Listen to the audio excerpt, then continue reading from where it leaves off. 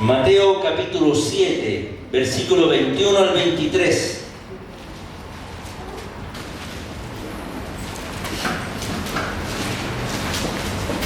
Amén.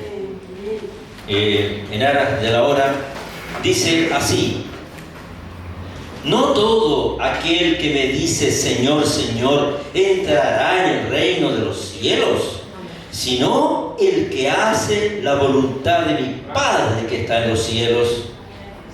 Muchos me dirán aquel día: Señor, Señor, ¿no profetizamos en tu nombre, y en tu nombre echamos fuera demonios, y en tu nombre hicimos muchos milagros? Entonces les declararé: nunca os conocí, apartaos de mí, hacedores de maldad. Padre amado, gracias por tu palabra. Nos iluminas. Tu palabra es lámpara a nuestros pies y lumbrera a nuestro camino. Padre, y ese camino nos lleva a la vida eterna. Por eso, Padre, ayúdanos a poner atención a tu palabra, ayúdanos a poner atención a lo que tú quieres que nosotros sepamos y hagamos en esta tierra, para que tengamos una amplia y generosa entrada en tu reino. Padre, que cada uno de nosotros sea enseñado por tu Espíritu Santo, porque no queremos escuchar voz de hombre, sino la voz de tu Espíritu Santo sobre todos nosotros, para persuadirnos a entregarnos cada día más a ti, Padre. Todo te lo pedimos en el nombre de Jesús y para tu gloria. Amén y amén. Gracias, Señor. Esta palabra proviene del deseo de que ninguno de esta iglesia o de cualquiera iglesia se quede sin el conocimiento de la importancia de vivir conforme a su voluntad, ¿no es cierto? Sabemos que la voluntad de Dios es fundamental y es el centro de nuestra vida cristiana. Conocerla para hacerla. Creo que tengo autoridad, comillas, creo que tengo autoridad para decirles lo que no hay que hacer, porque en parte he vivido las consecuencias del no vivir conforme a la perfecta voluntad de Dios, y quisiera evitar que sus vidas sufran las consecuencias. En otras palabras, yo les voy a decir lo que no hay que hacer. Mateo del 5 al 7, en esos capítulos está la constitución política del reino de Dios, o en otras palabras, es la ley suprema del reino de Dios, y en ella están delineadas las reglas de cómo se debe vivir en su reino. ¿Usted quiere saber cómo se debe vivir en el reino de Dios? Remítase directamente al capítulo 5 de Mateo y lea hasta el capítulo 7, y usted va a saber qué tiene que hacer para entrar al reino de Dios. Si no lo ha leído, me temo que se debe estar perdiendo algunas cositas importantes para que usted pueda entrar al reino de Dios. Pero aquí vamos juntos a conocer esto. Los cristianos de este tiempo, ¿no es cierto?, que creemos que Jesús es el Mesías. Los cristianos, nosotros que estamos aquí, creemos que Jesús es el Mesías, el Hijo de Dios, ¿no es cierto? Y nos sentimos seguros de llamarlo Señor, Señor. Pero nosotros tenemos que entender que el llamarlo Señor, Señor al Señor no es tan simple. No solamente pronunciamos su nombre fonéticamente, sino también que tiene que haber un respaldo detrás de nosotros. Jesús vino a traernos el conocimiento de la voluntad de Dios, con el cual podríamos entrar a su reino, a una comunión eterna con Él, si es que aceptamos vivir conforme a su voluntad. El Sermón del Monte trajo a la luz el corazón del Padre respecto a su voluntad, lo que Él espera de nosotros, lo que Él espera que vivamos y practiquemos con gozo por la gracia del Espíritu Santo. ¿Qué pasa entonces en Mateo 5 al 7? Dios vierte su corazón ahí para que nosotros sepamos que esa es su voluntad, y haciendo eso le podemos agradar. Y vuelvo a repetir, para tener una grande y generosa entrada en su reino. ¿Quién no ha leído Mateo? ¿Quién no ha leído Mateo del 5 al 7? Todo lo hemos leído, ¿no es cierto? Lo damos por descontado. Pero ahora vamos a repasar algunas cositas. Hoy más que nunca debemos conocer la voluntad de Dios sabiendo que el día de su encuentro se acerca rápidamente. ¿No es cierto? Los que estamos más viejitos nos vamos a encontrar primero con Él. Pero también estamos esperando su venida. ¿Cierto? De repente, en un abrir y cerrar de ojos, puede aparecer en el cielo el Señor con sus miles de millares de ángeles y todo se acabó y no me perdí la oportunidad de irme con Él. Por eso que Dios quiere que nosotros hablemos las palabras de Él, su voluntad, su propósito, para que no estemos ignorantes de lo que debemos hacer o lo que debemos vivir. Si alguien no está interesado en conocer la voluntad de Dios,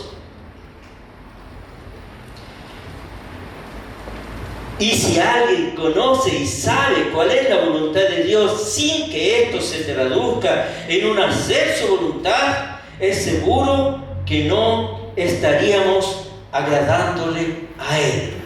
Repito, si usted conoce la palabra de Dios, la voluntad de Dios, a usted no le interesa conocerla, estamos mal. Eso quiere decir lo que acabamos de leer, ¿no es cierto? Porque con esa actitud lo desagradamos. ¿Y qué pasa si nosotros desagradamos a alguien? Nadie quiere estar con él, entonces él no va a querer estar con nosotros, y eso es lógico. Pregunto, ¿cómo definiríamos nuestra iglesia? Punto 1. ¿Usted cree que esta iglesia cree en la palabra de Dios? ¿Usted cree que en esta iglesia se vive la palabra de Dios? Que nos ayude el Señor. Pregunto, como discípulos, ¿usted cree en la palabra de Dios como discípulo, no como iglesia? Sí, amén. ¿O usted vive la palabra de Dios? Ayúdanos, Señor. Al parecer en este tiempo el Señor advierte que habían dos grupos en ese tiempo cuando predicó el Sermón del Monte. Él muestra que habían dos grupos de personas en ese tiempo, ¿no es cierto? Los grupos, uno, eran discípulos que no vivían la palabra de Dios. Y dos, los discípulos espirituales que sí vivían la palabra de Dios. Los primeros les vamos a llamar emocionales, la palabra de Dios los llama carnales. Pero es tan fea esa palabra, a mí me da cosa. Entonces vamos a cambiar la palabra carnal por emocional, que es lo mismo. O niño inmaduro, exactamente. Entonces, definición de cristiano emocional. Uy, que avanza rápido la hora. Definición de cristiano emocional. Para algunos, ser un cristiano emocional se refiere a una persona que no está viviendo las reglas del Evangelio de Jesús, habiendo sido parte de los llamados por Dios para vivirla, pero que no han usado las herramientas correctas para llevarla a cabo. ¿No es cierto? Estamos aquí, tenemos herramientas que Dios nos dio, pero no estamos haciendo lo que Dios nos pide. B. Para otros, un cristiano carnal o emocional se refiere a un cristiano nominal o cultural, una persona que no ha tenido una experiencia real de conversión o no ha sido regenerada. Cristianos que entran aquí, ¿no es cierto?, y que se dicen: yo soy cristiano, y yo pertenecí a una iglesia de allá, para acá, esto, lo otro, pero en el fondo uno no ve los frutos de esa confesión, ¿cierto? C. Más complicado es cuando la frase se utiliza para identificar a una persona que aparentemente tuvo o reclama una verdadera experiencia de conversión o regeneración, pero no muestra la evidencia de un cambio real, ni se ve el fruto del Espíritu Santo. ¿A cuánto les pasa eso? Que dicen: yo recibí el Señor, me convertí, el Señor me hizo nacer de nuevo, pero no se ven los frutos. ¿No estará pasando eso a usted o a mí? Característica de los cristianos emocionales. ¿Qué más le vamos a llamar? Niños. ¿Qué más? Inmaduros. ¿Eso le gusta cuál? ¿El que dijo el Carlito? Carnal, ya. Nos ganó, bueno, Pablo decía carnal así con tutti, ¿ya? Característica de los cristianos emocionales, carnales, inmaduros, pequeños, etcétera, etcétera. El emocional nunca crece. Vive envuelto en peleas, en críticas, en contiendas, en murmuraciones y en celos. Y es llevado a la deriva por lo que pasa a su alrededor. Si la corriente va para allá, allá va. Y si viene para acá, para allá va. Entonces, ese es un cristiano. Te enojas cuando alguien te dice la verdad. Te sientes cuando no te encuentran la razón. ¿No es cierto? Ay, yo tengo la razón, pero aquí porfiado, pero aquí que allá. Carnal, emocional, inmaduro, chico, pequeño. Te ofendes o nos ofendemos cuando alguien habla mal de nosotros. ¿Cierto? ¿A alguien le gusta que hablen mal de nosotros? A nadie. Pero la actitud para enfrentar eso es lo que cambia en un carnal o en un emocional. Gloria al Señor. A nadie le gusta, ¿cierto? Amén. El cristiano emocional puede explotar en ira en cualquier minuto. No tiene la capacidad de frenarse. Gloria al Señor. El cristiano emocional no sigue a Dios incondicionalmente. En otras palabras, vuelto al revés la frase, sigue a Dios poniéndole condiciones. ¿Ha visto, hermano? Que dice, no, yo me entregué al Señor y le dice, Señor, si tú no me haces esto, entonces yo no te voy a seguir. Hay personas que hablan así, ¿verdad? Gracias, Señor. Algunos viven creyendo que las crisis, decepciones, traiciones y frustraciones que atraviesan son por culpa de los demás. ¿Le ha pasado eso, que usted está viviendo una situación difícil y le echa la culpa a todos los demás y esa persona nunca reconoce que se ha equivocado? ¿Cierto? Entonces, y le echa la culpa a los demás y a las circunstancias de la vida. No reconoce su responsabilidad en lo que le sucede, por lo tanto no saben enfrentar correctamente esas experiencias. ¿Cierto? La enfrento desde mi punto de vista, de mi medida de fe, de mi pequeñez y mis propios lentes. Pregunto, ¿somos cristianos emocionales, carnales, chicos, inmaduros? ¿Cuánto podemos distinguir que estamos más o menos más tirados para la carne que para el espíritu? ¿Cómo nos podemos dar cuenta? Si hay entre nosotros, ¿qué cosas? Celos, disensiones, contiendas, enemistades, pleitos. Como dice en Gálatas 5, 19 al 21, manifiestas son las obras de la carne, que son adulterio, fornicación, inmundicia, lascivia, idolatría, hechicería, enemistades, pleitos, celo, ira, contiendas, disensiones, herejías, envidias, iras, contiendas, disensiones, herejía de nuevo, y homicidio, borrachera, orgía, cosas semejantes a esta. Mire lo que sigue aquí, es muy importante, acerca de las cuales os amonesto, como ya os lo he dicho antes, que los que practican tales cosas no heredarán el reino de Dios. Los que practican la enemistad, los pleitos, los celos, las iras, las contiendas, las disensiones, las envidias, no entrarán o no entraremos al reino de Dios. Por eso que es importante que nos demos cuenta de nuestra situación delante de Él. En 1 Corintios 3, del 1 al 3, dice: de manera que yo, hermanos, no pude hablaros como a espirituales, sino como a carnales, como niños en Cristo. Os di a beber leche y no vianda, porque aún no erais capaces, ni soy capaces todavía, porque aún soy carnales. Pues habiendo entre vosotros celos, contiendas, disensiones, ¿sois carnales o no? ¿O andáis como hombre o no? Entonces, ¿qué quiere decir? Que Dios no puede avanzar con usted ni conmigo, porque si no aceptamos lo más básico del Evangelio y usted quiere conocer, quiere realizar cosas, quiere avanzar en el reino de Dios, Dios no le va a dar la palabra precisa para que usted crezca o la visión para que usted siga, porque está en estas pequeñeces. O estamos en estas pequeñeces. Yo me incluyo, por favor, inclúyanme. Y además oren por mí. Bien, Carlito.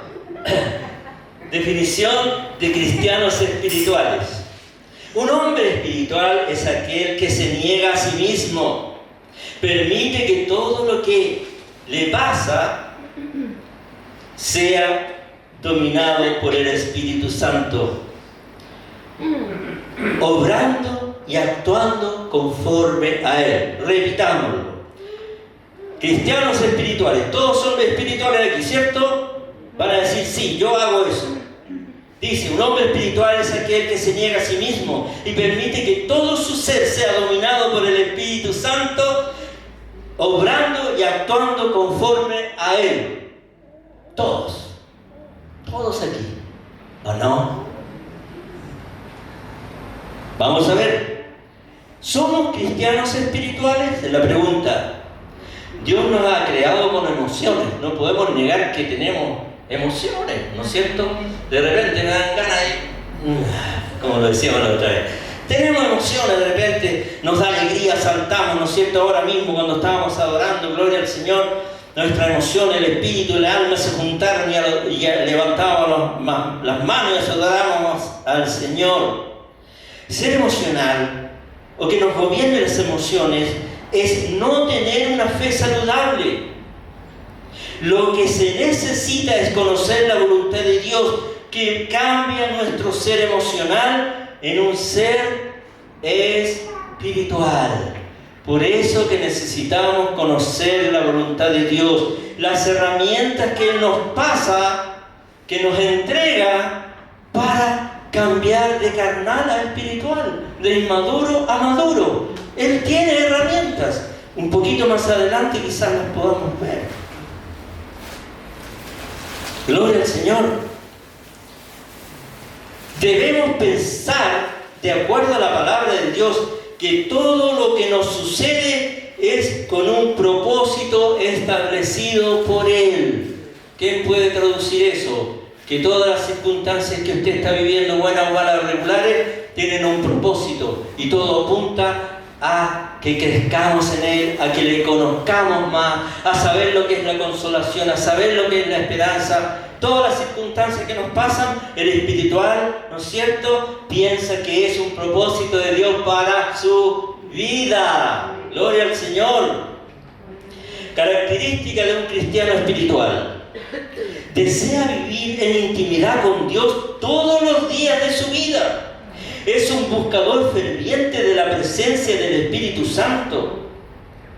Como decía el salmista: oh Dios, tú eres mi Dios. Yo te busco intensamente, mi alma tiene sed de ti, todo mi ser te anhela, cual tierra seca, extenuada y sedienta.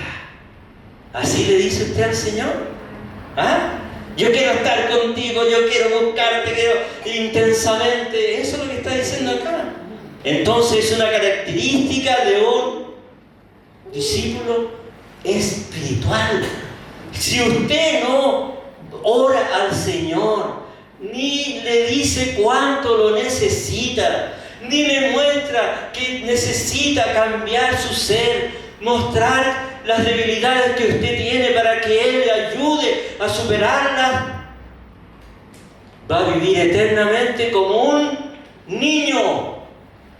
Va a ser siempre un discípulo, entre comillas, discípulo, carnal. ¿Cuál es la definición de discípulo? Es aquel que cree todo lo que Dios dice y hace todo lo que Dios manda. Por lo tanto, pareciera que no es tan discípulo, ¿no es cierto? Entonces, el espiritual, nosotros, en el Salmo 42:1, ¿no es cierto?, busca con ahínco al Señor. Y dice el salmista: como el siervo brama por las aguas, por la corriente de las aguas, así clama por ti, oh Dios, el alma mía. ¿Ha dicho eso usted? ¿Lo dice de continuo? ¿Cuántas veces a la semana lo dice? ¿Cuántas veces le dice al Señor: te necesito con todo mi corazón, ven, quiero llenarme de ti, quiero ser un discípulo para ti, quiero honrarte, quiero glorificarte, mi alma te anhela? ¿Estamos en esa? Sí, ¿cierto? Entonces somos espirituales, no queda otra. Otra característica del espiritual es que busca hacer la voluntad de Dios. De nuevo, salmista, Salmo 119:15: en tus mandamientos meditaré, consideraré tus caminos, me regocijaré en tus estatutos, no me olvidaré de tus palabras. Así le dice usted al Señor, así le decimos nosotros al Señor: de tus mandamientos son una delicia, yo no quiero fallarte, no quiero olvidarme de lo que tú me mandas, de lo que tú quieres que yo haga. ¿Así estamos? Entonces somos una iglesia espiritual. Otro versículo de este mismo salmista: enséñame, Jehová, el camino de tus estatutos, y los guardaré hasta el fin. Dame entendimiento y guardaré tu ley, y la cumpliré de todo corazón. ¿Le decimos así? Uy, mucho silencio, ¿eh? ¿Le decimos así? Sí, le decimos así cada vez que estamos orando. Otra característica de un espiritual: su vida misma es una adoración constante a Dios. Este tipo de cristiano, otro tipo, es aquel que no reniega de su fe, o sea, confiesa al Señor en todo lugar. A veces a nosotros nos da vergüenza decir que somos cristianos. A veces, yo lo digo por vivir, no le voy a echar la culpa a nadie. Cuando era más cachorro en las cosas del Señor, iba a una fiesta, ¿no es cierto? Había gente importante. Yo quizás tenía miedo, temor de decir que soy cristiano. Ahora me importa un comino. Y a todos nosotros, ¿cierto? Todos confesamos al Señor con nuestra vida, pero también con nuestros labios. Os digo que aquel que me confiese delante de los hombres, también el Hijo del Hombre le confesará delante de los ángeles de Dios. Aquí sí que los voy a pillar. Un discípulo, digamos que un hijo de Dios espiritual, miren aquí, miren esto: la música que oye, las películas que ve, la ropa que viste, las cosas que lee, los lugares que visita, todo tiene el fin de agradar a Dios. ¿Cómo están las teleseries? No sé si hay teleseries hoy en día. Hay una cuestión en el canal 13, no, siempre se me olvida. ¿Cómo están los reality? Con las cosas que hablan, las cochinadas que hablan. Estar metido ahí mismo viendo, y más encima cuando usted ve, está diciendo: sí, me gusta, me interesa esto. ¿Te está interesando el mundo? ¿Te está interesando lo que hace gente que está muerta en delitos y pecados, que no tiene ni pizca de temor de Dios? Así que me estoy poniendo medio grave, pero es verdad, es verdad. Nosotros nos contaminamos con el mundo y es recontra fácil, porque apretamos un botón nomás. Antes había que pararse, cambiar la tele y se echaba a perder la ruedita, así que ya se cansaba uno de ver tele. Ahora no, botón, todo funciona perfecto, las pilitas son chiquitas, ni siquiera son caras. Así que vemos lo primero que hay.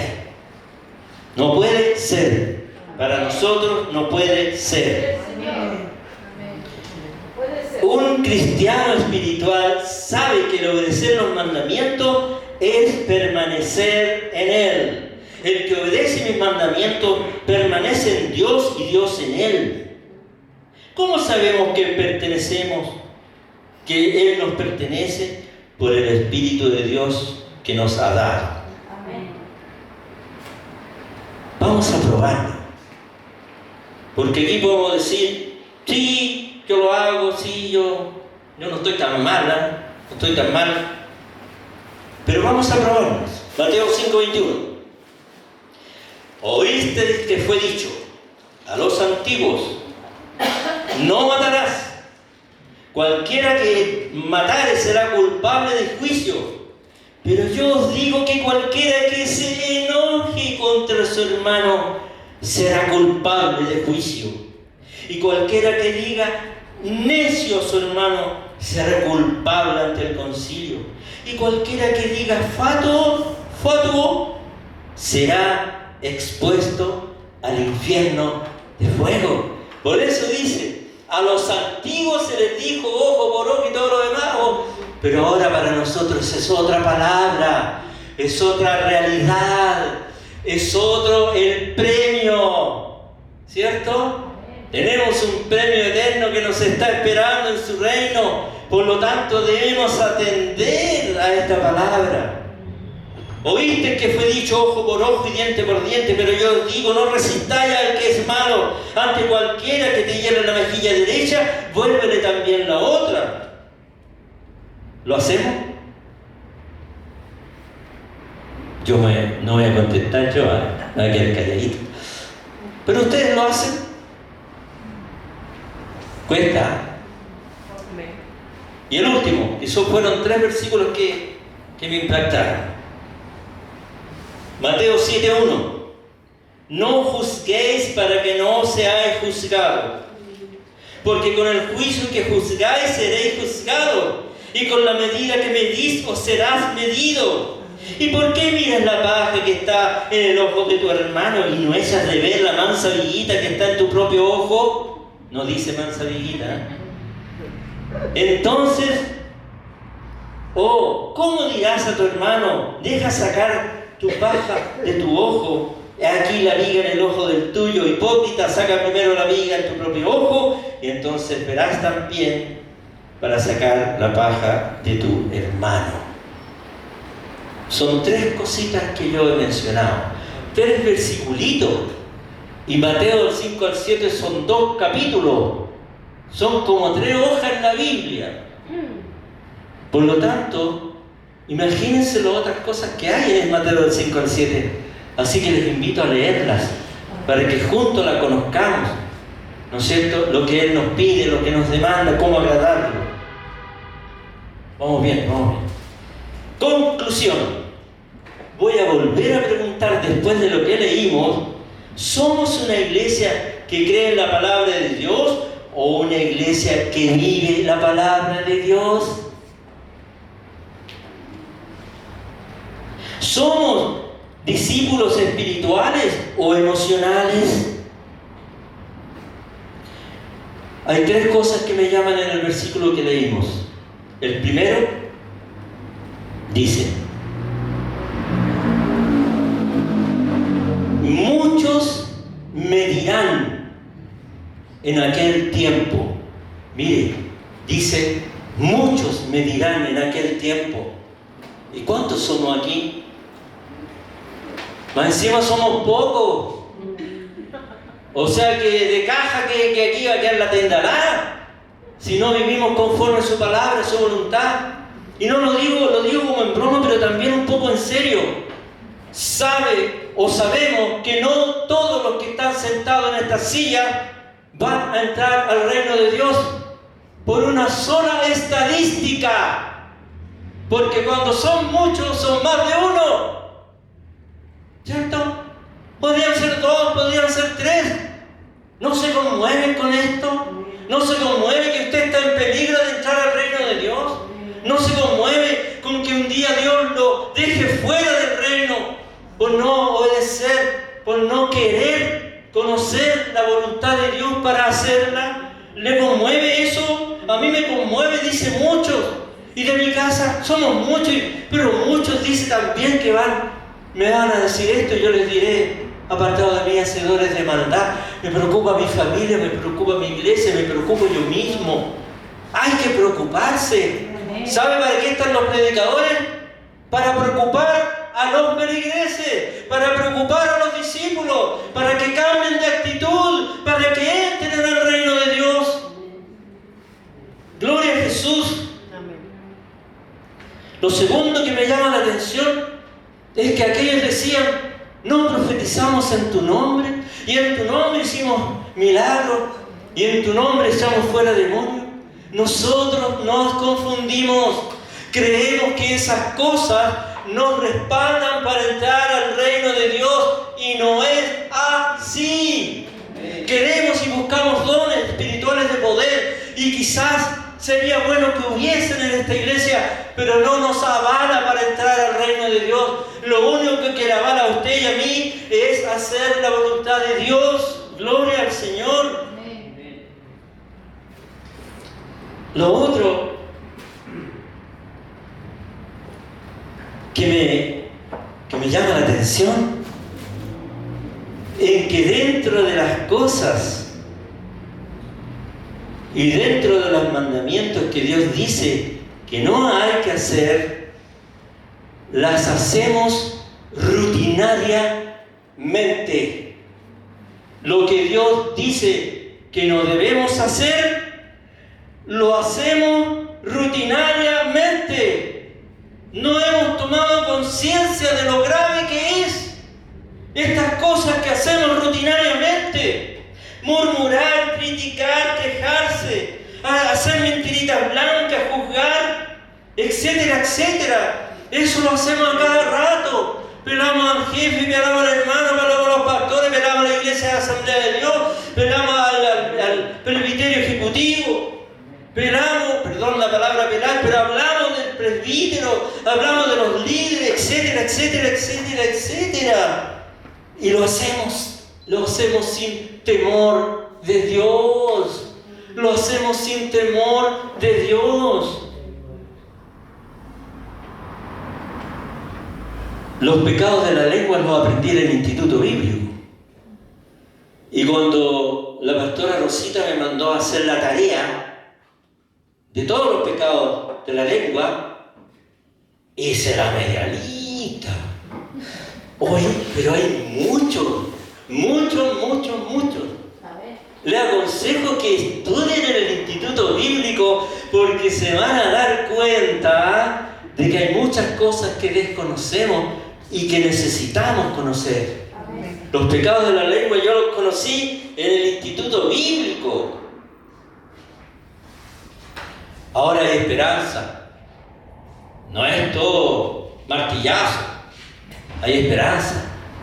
Moisés, 1400 años atrás, hace 3400 años atrás, porque Moisés dio la ley 1400 años antes de Cristo, ¿no es cierto? Entonces, 1400 años atrás, Moisés Dios dio las tablas de la ley para que el hombre las obedeciera.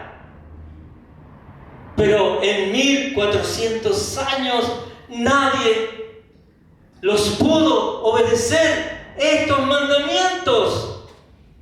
Esperanza. ¿Qué dijo entonces Dios? Estos cabros no pueden hacer mi voluntad. No lo pueden. Y yo sé por qué no pueden hacerlo. Porque la ley es espiritual. Y ellos han vendido a la carne carnal a decir basta. Entonces no pueden hacerlo. Pero voy a hacer algo. En Jeremías 31:33 dice: grabaré mis mandamientos en sus mentes y en sus corazones. Gloria al Señor. De todo lo que hemos hablado, de todos estos mandamientos de Mateo del 5 al 7, Dios dice que Él las grabó en nuestras mentes y en nuestros corazones. ¿Y por qué no vivimos conforme a eso? ¿Por qué no vivimos conforme a esta palabra, a esta voluntad?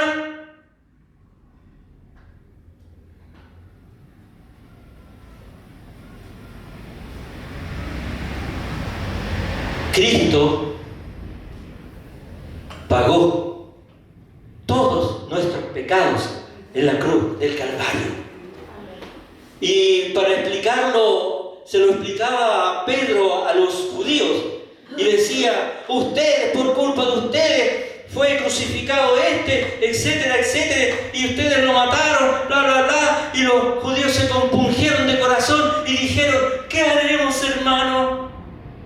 Y Pedro le dijo: arrepiéntete y bautízate en el nombre de Jesús para perdón de los pecados y recibiréis el don del Espíritu Santo. Usted tiene el don del Espíritu Santo, el poder del Espíritu Santo, la gracia del Espíritu Santo, el ayudador del Espíritu Santo que Dios nos envió. Si lo tiene, ¿y por qué no vivimos conforme a su voluntad y su propósito? Porque no nos interesa. Por lo tanto, nadie tendrá excusa delante de Él al decir: yo no conocía tu voluntad, me costaba mucho, estaba medio enfermo o estaba media enferma, tenía mucho que trabajar, tenía que cuidar a mis hijos, tenía que trabajar afuera y trabajar adentro de mi casa, tenía muchas cosas que me impedían hacerlo. Pero Él nos dio el poder de su Espíritu Santo para que usted lo haga y yo lo haga y lo hagamos todos nosotros. No hay excusa. Y lo último, justo 5 minutos, Romanos 8, 13 al 14. Porque si vivís conforme a la carne, moriréis. Mas si por el Espíritu hacéis morir las obras de la carne, viviréis. Porque todos los que son guiados por el Espíritu de Dios, estos son hijos de Dios. Amén. Debemos hacer morir las obras de la carne. Tú no puedes. Debemos hacer morir las obras de la carne por el poder de su Espíritu Santo. Por eso, pónete a orar, pónete a buscar a Dios. Haz como lo leímos en los Salmos. David era un hombre lleno de debilidades, pero fue fiel a Dios, a un tipo de Jesucristo, lo mencionan algunos teólogos, porque él oraba, alababa, danzaba, tenía un ferviente amor por Dios. Y eso es lo que necesitamos tú y yo, darle tiempo al Señor, compartir con Él, hablar con Él, pedir y Dios dará. ¿Qué más? Buscad y hallaréis. Llamad y se os abrirá, porque todo el que pide, el que busca y al que llama, gloria al Señor. Si hacemos esto, si buscamos al Señor, nos llenamos de su Espíritu Santo, vivimos conforme a Mateo del 5 al 7, nos libraremos de escuchar las palabras más terribles que podemos escuchar.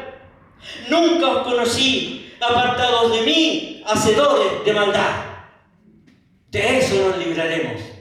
Y de eso me quiero librar yo. Y por eso quiero que ustedes oren por mí. Y por eso quiero orar por ustedes. Para que el maligno no tome ventaja de las cosas que pasan en nuestras vidas, las circunstancias de la iglesia, en la vida personal. Debemos orar fervientemente los unos por los otros.